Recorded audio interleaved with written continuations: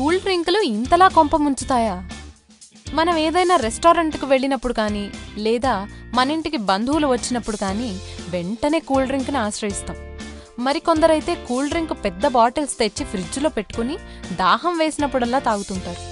అలాగే పిజ్జా తింటూ cool drink తాగుతూ అమృతం సేవిస్తున్నట్లుగా ఫీల్ అవుతుంటారు.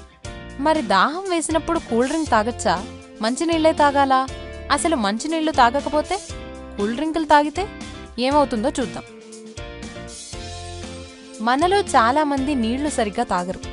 నీళ్లను ఆహారంలో ఒక ముఖ్య భాగంగా పరిగణించకుండా తిన్నది గొంతు దిగడం కోసమే నీళ్లు అన్నట్టుగా వ్యవహరిస్తుంటారు.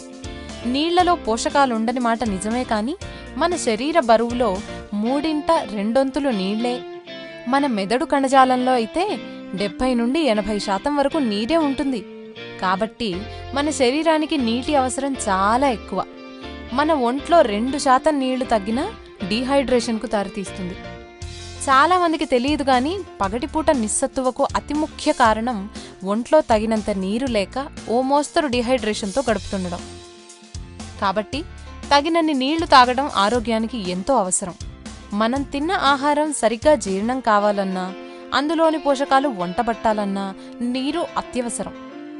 కండరాలు పట్టేయకుండా నివారించటం, కీళ్లు సాఫీగా కదిలేందుకు దోహదం చేయటం, చర్మం ముడతలు పడకుండా జీవత్వంతో నిగనిగలాడటం, ఒంట్లోని మలినాలను వ్యర్థాలను బయటకు పంపించటం, రక్త సరఫరాను మెరుగుపరచటం, మల విసర్జన సాఫీగా జరిగేలా చూడటం, ఇలా నీటి ప్రయోజనాలు అనంతం.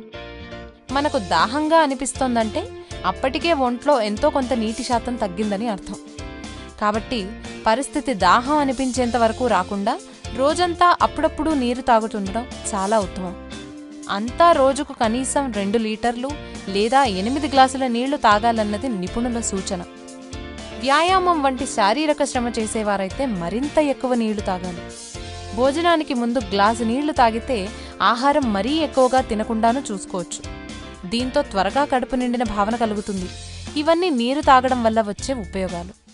కొందరు బాగా దాహంగా అనిపించినప్పుడు నీళ్లకు బదులు కూల్ డ్రింకులు వంటివి తాగుతుంటారు. వీటితో దాహం సరిగా తీరదు కదా, అనవసరంగా క్యాలరీలు పెరిగిపోతాయి. నిజానికి దాహం వేసినప్పుడు శరీరం కోరుకునేది నీరు. కూల్ డ్రింక్లో 10 చెంచాలకు సరిపడా షుగర్ ఉంటుంది. సాధారణంగా ఇంత మోతాదులో చక్కెర తింటే వాంతులవుతాయి. కానీ కూల్ డ్రింక్లో ఉండేటువంటి ఫాస్ఫోరిక్ యాసిడ్ వాంతులు రాకుండా చేస్తుంది.